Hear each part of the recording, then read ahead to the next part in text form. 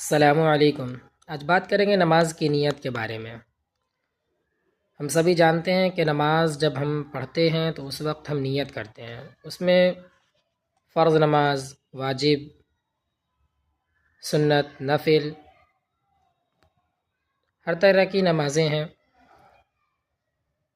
وتر کی نماز ہے، اس کے بعد جنازے کی نماز ہے۔ جب بھی ہم کوئی بھی نماز پڑھتے ہیں اس میں نیت کا زبان سے کہنا کوئی ضروری نہیں ہے، دل کے ارادے کا نام نیت ہے۔ اگرچہ ہم دل کے اندر میں ظہر کی نماز پڑھتے وقت عصر کا خیال لے آئیں تو نماز ہماری نہیں ہوگی۔ ظہر کے وقت میں دل کے اندر اگر ظہر کا وقت ہے اور زبان سے غلطی سے اگر عصر کا وقت نکل گیا لیکن دل میں ہے کہ میں ظہر کی نماز فرض پڑھ رہا ہوں تو نماز ہو جائے گی۔